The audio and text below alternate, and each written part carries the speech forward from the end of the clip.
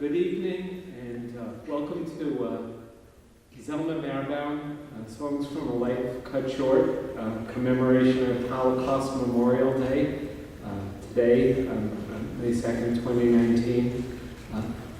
I'm Alan Levinson. I'm the director of the Schusterman Center for Judaic and Israel Studies here at the university, and tonight the fellow who reminds you to mute your cell phones. I wish to briefly thank the OU School of Drama and the OU School of Music, both housed in the Weitzenhofer Family College of Fine Arts. For the last 5 years, we've received additional support from the Oklahoma City Jewish Foundation, and I want to thank them for their support. I ask the OKC folks in the audience to please convey these thanks from us. All of the artists tonight, OU faculty and OU students, have dedicated their time, effort, and creativity to this program, as did Barry Roseman, who designed the beautiful program and brochure. Laitman, an American composer, her piece for soprano, oboe, and piano will be played by OU professors Nicole von Everett, soprano, Professor Dan Schwartz on oboe, and Professor Lorne Richstone.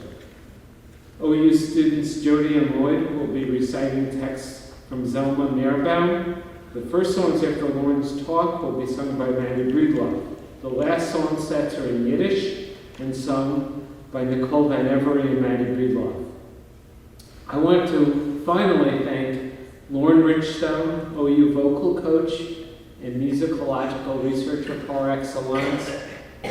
Over the last 5 years, Lorne has graced us with a series of performances, including the Psalters, a musical dynasty, Once There Was a Yiddish Land, Songs of Devotion and Desire, the Jewish heritage of medieval Spain, From Amsterdam to Auschwitz, songs by persecuted Jewish composers, and now, tonight, Selma Merbaum, Songs from a Life Cut Short. Lorne Richstone has profoundly enriched the OU community with these endeavors, each one meticulous and first rate, and has forged a deep tie between the OU School of Music and the Schusterman Center. His persistence in recovering unjustly forgotten artists and works constitutes an act of memorialization, what Jewish tradition terms chesed shel emet, true loving kindness, with no tangible reward. May I ask you please to give Lorne Richstone and the rest of the troupe a hand for their efforts. Good evening, everyone, and welcome. Tonight's program for Yom HaShoah, Holocaust Remembrance Day, is dedicated to the young Jewish poet Selma Merbaum, who perished at the age of 18 in a forced labor camp in the Ukraine in 1942. Since Selma Merbaum wrote her poems in German, she's not very well known outside of German-speaking countries. In order to give some context to this evening's concert, my presentation will focus on these three main areas: Selma's life and poetry, the city in which she lived, Chernivtsi, and its importance to Jewish history and culture, and finally the Romanian Holocaust in eastern Ukraine. During my talk this evening, Selma's writings will be read by Jodianne and Loyd from the OU School of Drama.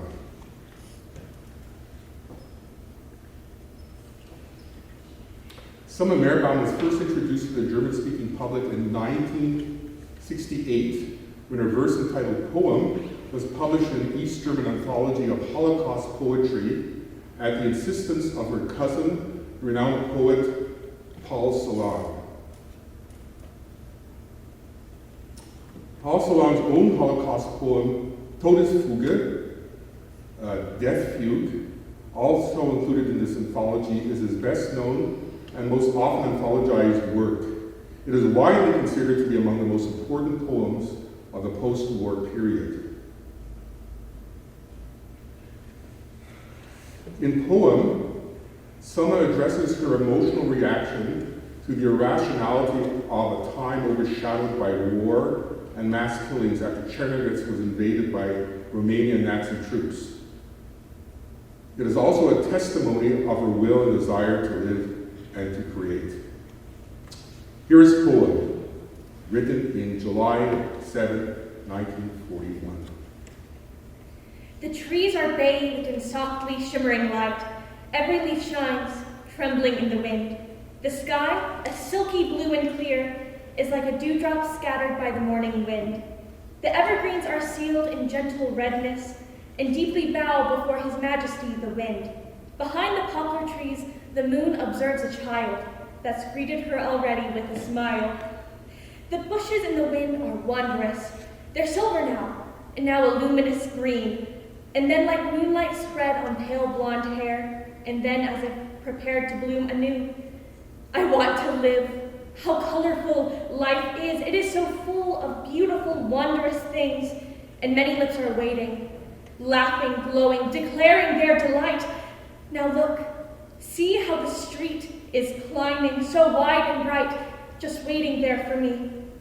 From somewhere far away, their sobs and screams, the yearning that takes hold of you and me. The wind roars, calling through the woods, and it tells me that our life can sing. The air is quiet, tender, cold. The distant poplar waves and waves. I want to live. I want to laugh, to bear all of my burdens. I want to do battle. No love, no hate. I want to hold heaven in my embrace. I want to be free and breathe and scream. I don't want to die. No, for life is red. Life is mine, mine and yours, mine. Why must the cannons roar? Why must we give up life for sparkling gold? There's the moon. It is here. Near, so near. I must wait. For what they die, the numbers pile up again, never rise again, never and never. I want to live. Brother, you too, breath departs from my mouth as it does from yours. Life is colorful. You want to kill me? Why? With 1,000 flutes, woods cry, the moon is bright in silver, in the blue, the poplars are gray, the wind roars at me, the street is bright. Then they come and strangle me and you, dead. Life is red, roars and laughs overnight. I am dead. A shadow of a tree floats ghost-like across the moon, barely visible. A tree, a life, can cast shadows across the moon, a life. They die, the numbers pile up again, never rise again, never and never.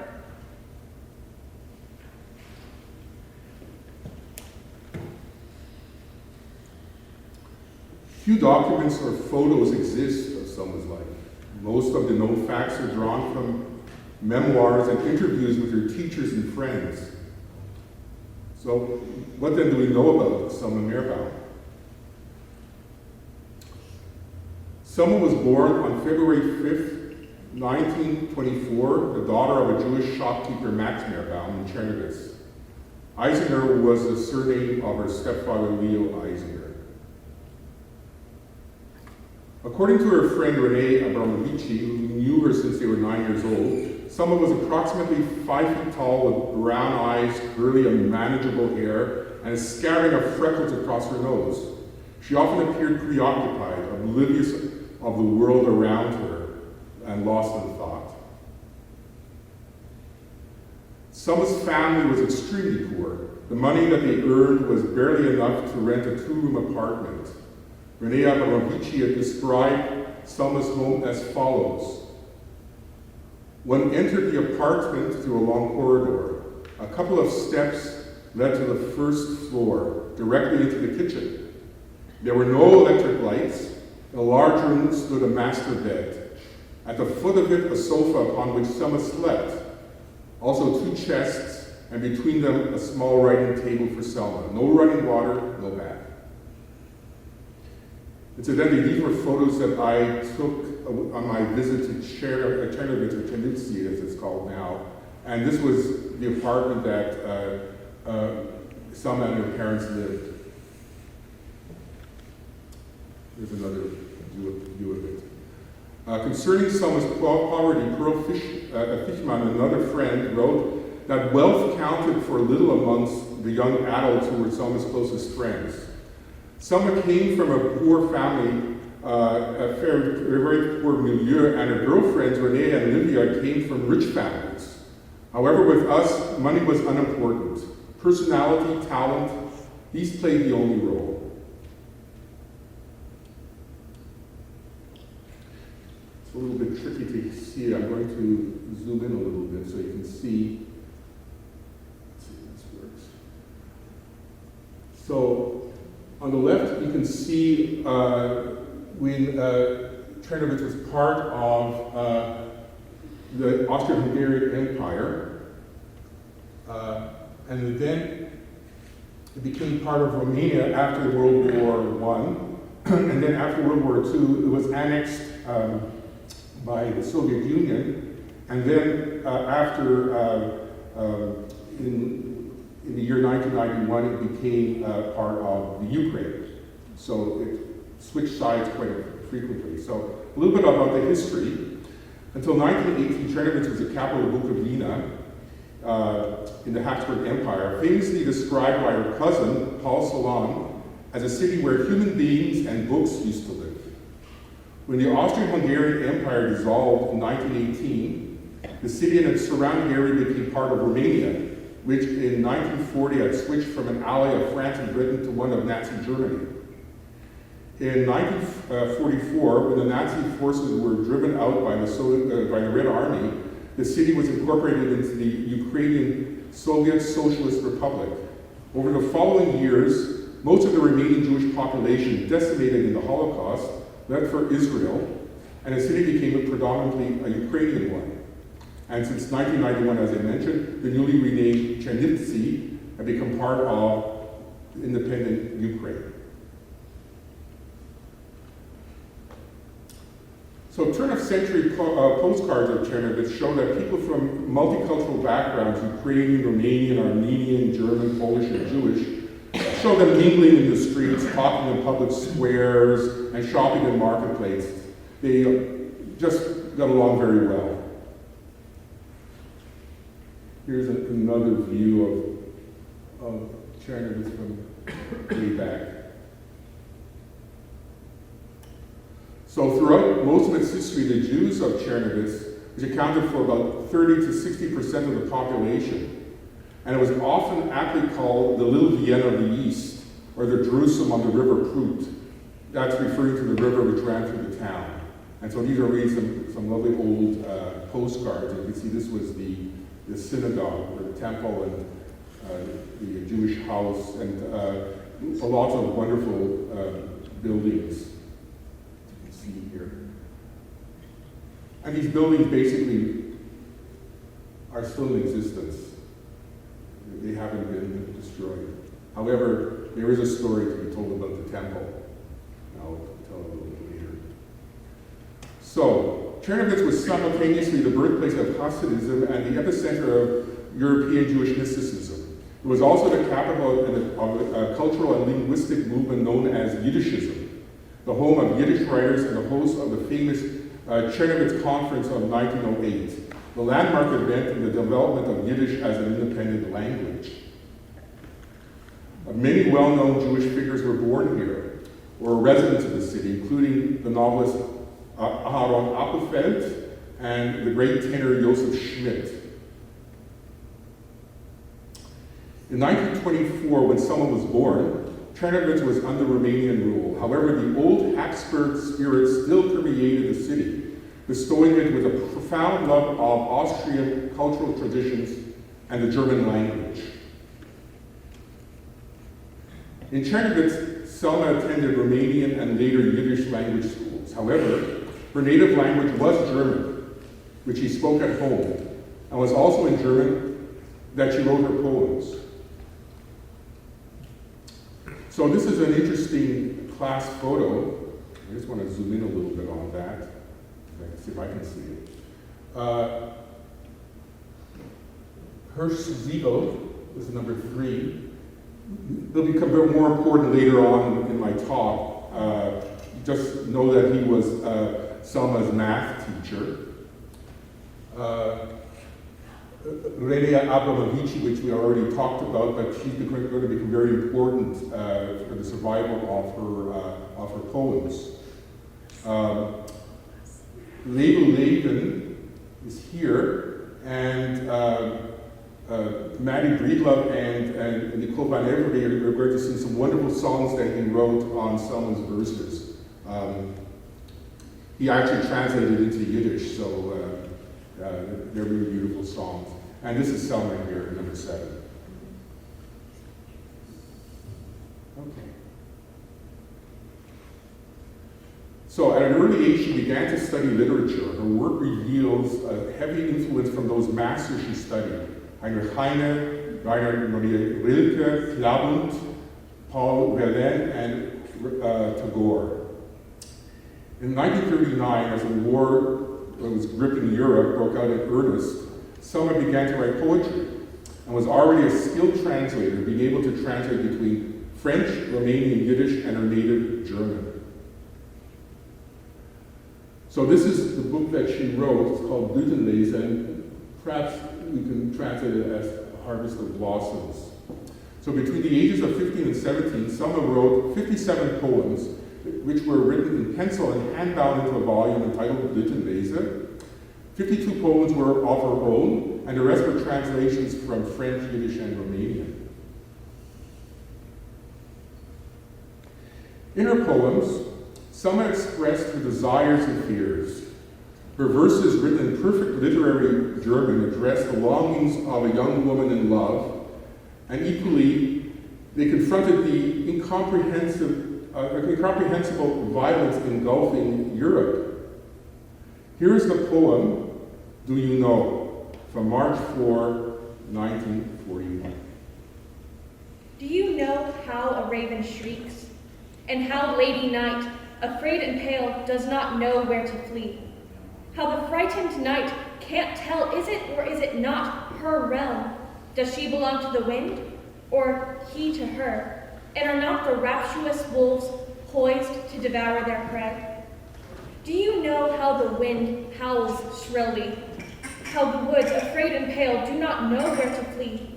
And how the frightened woods can't tell, is it or is it not their realm? Do they belong to the rain or to the night? And isn't death, who's laughing grimly, their almighty Lord and Master? Do you know how the rain is weeping? How I walk, afraid and pale, and do not know where to flee? How this frightened girl can't tell, is it or is it not her realm? Does the night belong to me or I to her? And isn't my mouth, pale and confused, the one that's really crying?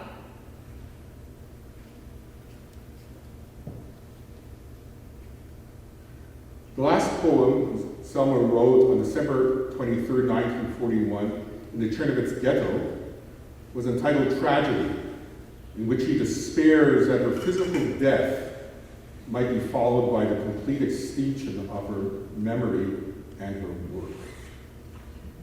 Here's Tragedy from December 23rd, 1941. This is the hardest. To give yourself away, and then to see that no one needs you. To give all of yourself and realize you'll fade like smoke and leave no trace.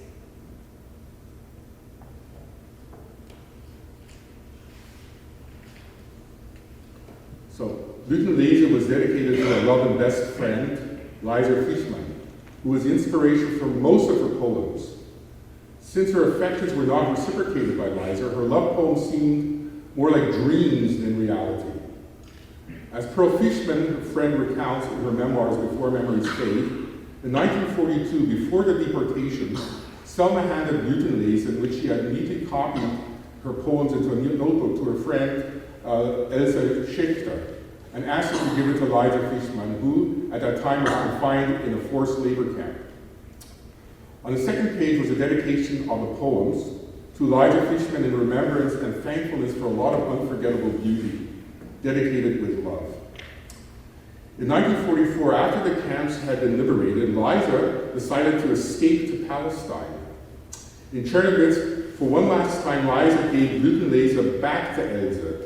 He was afraid that something might happen to the album during his journey. I don't want Selma's poems to be lost if I do not make it. Liza's ship was torpedoed and sank with no survivors.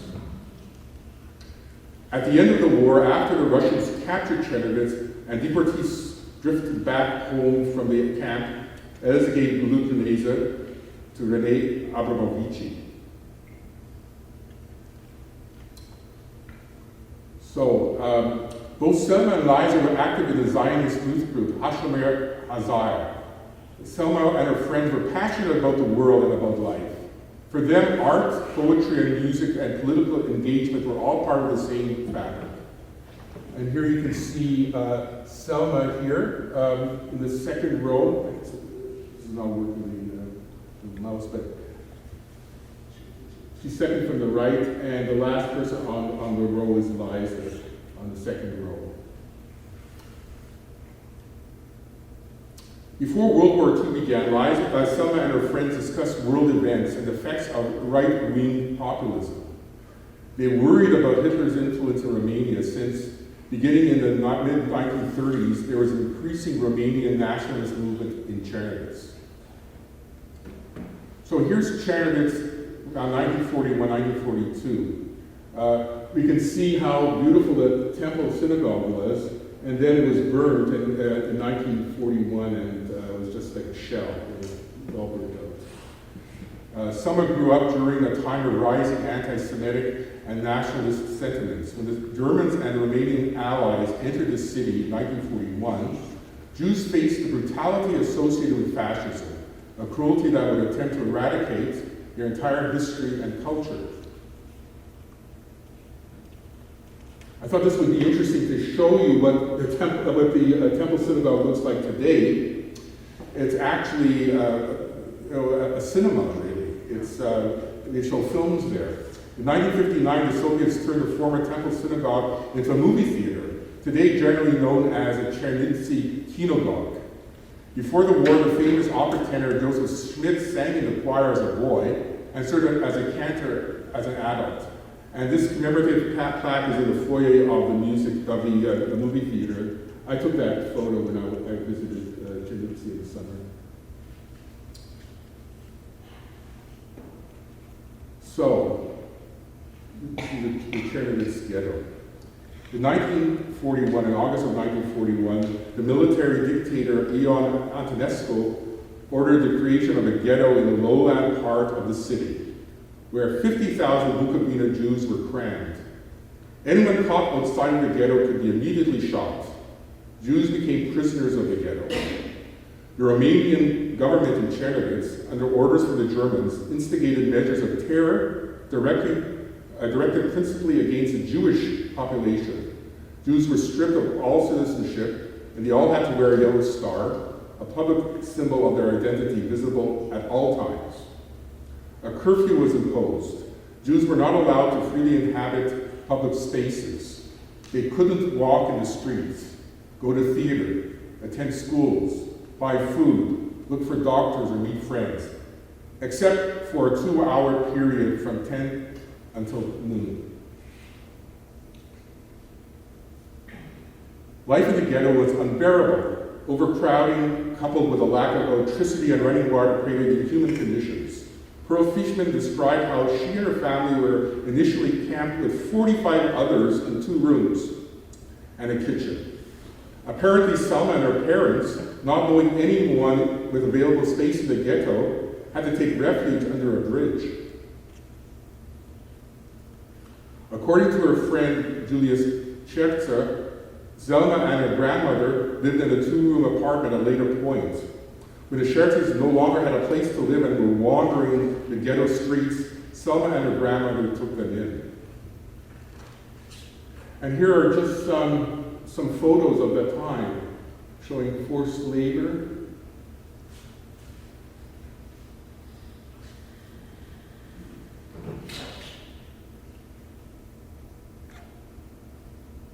Long lines to buy food.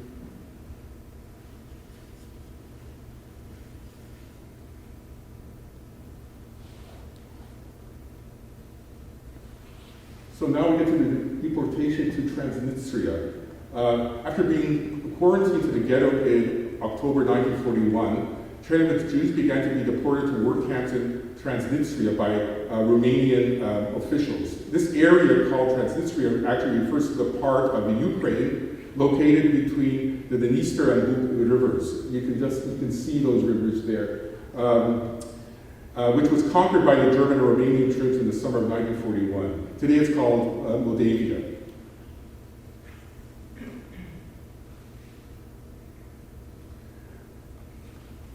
This policy of ethnic cleansing by the Romanians is one of the least remembered chapters of the Holocaust.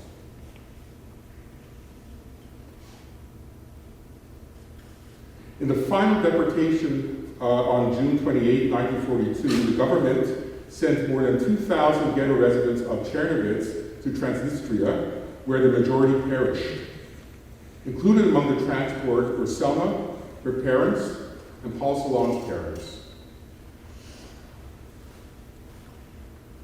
First, they slaved in the transit camp Crereria de Piatra, a stone quarry, under brutal and humiliating conditions. Then they were ordered to Mikhailovska, an insect-infected labor camp where the Germans and Ukrainians mercilessly terrorized or starved the prisoners. Marian Tauchwitz, the author of Selma Merbaum's definitive biography, recently related a story to me that she heard from a survivor of this camp concerning Selma. I think it's quite an interesting story. She wrote, he was 6 years old at the time, this is the survivor, 6 years old at the time, and told me that Selma took care of all the children in the camp. She tried to keep them away from the killing and the violence and showed them the beauty of the nature instead. And she writes, isn't that touching? What a strong and lovely girl she must have been. So remarkably, some records of Selma's experiences have survived. Because of them, we know that even in the camp, Selma held the beauty of language in her heart, along with an aching desire to return home. Selma, however, died of typhus on December 16, 1942. Her death was recorded in the diary of the artist Arnold Dagani, who was with Selma in the labor camp. He wrote, her voice became ever smaller and weaker, then it was still. And she died at the age of 18. In his diary, Dagani drew a picture of her body wrapped in a shroud and mourned by people around her. The original of that drawing, entitled Keita, along with Selma's book, Blütenlese, is preserved in Yad Vashem, which is the Holocaust Museum, a memorial museum in Jerusalem. Selma's last piece of writing, a letter to her dear friend Renee Abramovici, who was interned in a different camp in Transnistria, is a record of her abiding courage and her oblique hope that a better world would follow. Remarkably, the letter reached Renee, and equally remarkably, Renee managed after the war to preserve it along with a volume of Selma's poetry, in spite of her arduous 4-year-long overland and overseas trek, finally arriving in Tel Aviv. Here then is Selma's last letter to her friend, Renee. Rena, Katanka, it is so hot here that I am too lazy to close my eyes and I am not able to hold a pencil. I find it hard to toss a thought through my head. Nevertheless, I want to write to you. I actually don't know whether I will get the chance to send this scrap of paper, but never mind. Now at least I have the impression that you are sitting next to me, that I can talk to you after almost a year. What am I saying? Almost a year? It's actually been over 2 years since we last spent long afternoons together without talking. Afternoons when you were playing the piano and I was listening and both of us knew exactly how the other felt. Perhaps it's no good bringing up these memories, but Never mind, I don't know how you feel, but sometimes I long for the unspeakably sweet pain of such memories. There are months when I try to conjure up an especially hot, living picture, and I don't succeed. At most once a fleeting touch of a face or a word, but without really grasping or absorbing it. Sometimes I think, Berta, or Liza, or a kiss. I don't grasp the meaning of these notions. Let's leave it. Dear friend, how long will this go on? How do you bear it? I have been here less than 3 months, and I imagine I will surely go out of my mind, especially in these unspeakably bright and white nights that overflow with longing. Sing sometimes. When you're alone, sing the Russian song, Polyeska. Then perhaps you'll understand my frame of mind. Do you remember the 5th chapter of Tagore's poem In the World? I'll copy a few sentences. Why can't I sing? The faraway river glitters in the light. The leaves glisten, the morning light spills over the earth like the love of the blue heavens, and in this autumn symphony I alone remain silent. The sunshine of the world hits my heart with its rays, but it does not hurl them back. August is here. The sky sobs wildly, and streams of tears crash onto the earth, and oh, my house is empty. I feel as if all of my coming days are freezing together into one solid mass and will live forever on my breast. Rena, I know if you were here with me, I don't know, maybe if we were together, it would be too much. Maybe not. Anyway, we could endure it together. Of course, one bears it anyway. One endures. Although one thinks again and again, now it's too much. I can't bear it. I'm starting to break down. Just now, Tunia brought me a note from Roshi's. I'm using this chance to send you this incomplete outpouring. Kisses. Chasik. Be strong. Selma.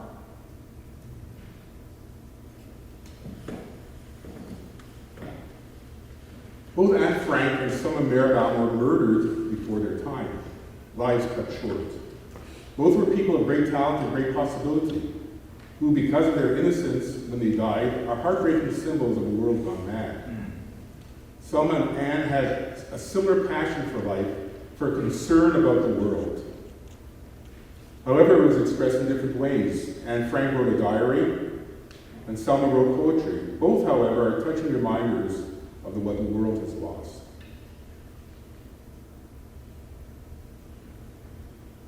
This is a rather amazing part of the story. Selma's former math teacher at a Yiddish school in Chernovitz, Hirsch Siegel, I showed you the picture in the school photo, had read Selma's poem in the 1968 East German Anthology of Holocaust Poetry. He was unaware at that time that he had written poetry at all in Chernovitz, and which he had only shown to her closest friends. And he was astonished at the beauty and maturity of her writing. He asked members of the Chernovitz community in Israel if they knew whether any other of Selma's poems had survived. In 1976, a cousin of Paul Salon put Siegel in contact with Rene Amarici, who presented him with a manuscript of Selma's poems, which he had kept safe in a bank vault for nearly 30 years. Official publication of a work in German was at that time forbidden in Israel. But Hirsch Siegel was determined to publish her book. In 1976, he financed a private publishing of 400 copies of Selma's entire collection of her surviving works in Israel. And this was the middle picture, that was the book that he wrote, that he published. A copy of Hirsch Siegel's book reached a relative of Paul Salon's in the States. He showed it to the well-known Jewish German poet Hilda Domin, who in turn passed it on to a German journalist, Jürgen Serke. So, in 1980, Selma's volume of poems were first made available to a larger audience when the journalist and exile researcher Jürgen Serke published a book in Germany causing considerable attention. Ich bin in Sehnsucht eingehüllt. I'm wrapped in longing. 57 poems of an, at that time, unknown female author who wrote poems about a love which was more of a dream than reality, dedicated to a friend who later died fleeing to Israel. Literary critics count Selma among the ranks of world-class poets. The celebrated German poet Hilde Dolin, who I mentioned before, who first brought Selma's poetry to the attention of Jürgen Serka, once commented, "These lyrics will bring tears of excitement to your eyes, so pure, so beautiful, so bright, and so threatened." Selma's life and poems really began to capture the attention of a broader public, however, when in 2005, the German press Hoffmann und Kampe reissued the poems, accompanied by an audiobook. The book of poems is still in publication and has been translated into many other languages, including Dutch, Spanish, Italian, French, Ukrainian, and English. In 2011, the Bundesverband Junger Autoren und Autorinnen in Cologne, Germany, sponsored the International Selma Merbaum Literary Award, and the University of Tel Aviv established a scholarship fund in the memory of Selma Merbaum in support of disadvantaged students. 3 plays of her life and poetry have been written and performed in German theaters, and numerous audiobooks of her poems have been produced. In 2005, a CD by the Swiss ensemble World Quintet featuring musical settings of her poems were performed by 12 of Germany's most renowned popular singers. In 1987, Selma's legacy was honored in Berlin with the founding of a youth center bearing her name, administered by the Evangelical Church of Berlin. On September 2004, surrounded by officials, journalists, and her childhood friends, a commemorative plaque was placed on the building where Selma and her family lived. And these are images that I took during my visit to Genesee. So as I mentioned, the definitive biography of Selma Merbaum was written by Marian Taufwitz in 2014, and it was entitled, "Ich habe keine Zeit gehabt, zu Ende zu schreiben." In English it is, "I haven't had time to finish writing," and that refers to the text that Selma wrote in Reading at the end of her last poem of Blütenlese, Tragedy. For the 95th anniversary of Selma's birth, Marian Taufwitz's publishing house, Tukampen, issued this postcard with a previously unknown photo of Selma from the winter of 1941, which I think is quite amazing that photos are still being found. You can see Selma on the right. In February 2018, within the framework of the International Schubert and Modern Music Festival in the University of Music and Performing Arts in Graz, Austria, a competition was held for the most notable setting of a Selma Merbaum poem. The winning composition was a setting of her poem, In gelben Astern ein Lied, a song for the yellow asters. According to Taufwitz, Selma wrote Den gelben Astern ein Lied on June 30th, 1941, along with several other poems. On that day, all of her poems were about rain, tears, and of grief. This poem, however, does express a moment of joy, observing these yellow flowers, like a ray of sunshine in her increasingly bleak and threatened life. And of course, the dark clouds of war and destruction were fast approaching Sharon's. Here is a song for the yellow asters from June 30th, 1941. Through the rain they gaze at me so brightly, so lustrous they replace the sun for me, and nothing of the sadness of the rain can mar the glowing yellow joy. Bursting with laughter, they bend amid the green, accompanying their laughter, fresh and pure. I lay my song at their feet today, because they've brought such happiness to me. Selma's poems continue to inspire songs by many of our leading contemporary composers, such as the ones you'll be hearing on our program this evening. Laitman, the composer of the song cycle In Sleep, the World is Yours, offered the following remarks. What I found inspiring about Selma's poetry was that she was able to speak the truth in simple but clear poetic language. Behind the apparent simplicity of her words, however, was a depth of feeling and thought that for me as a composer was very exciting. Because when setting a poem to music, I look for words that an audience can grasp orally. but also for an underlying complexity that provides me with opportunities for creating dramatic music to illuminate the text. In this respect, Selma's poems were perfect. Well, thank you for your attention, and many thanks, Jody, for the wonderful readings. And now we're going to begin the concert.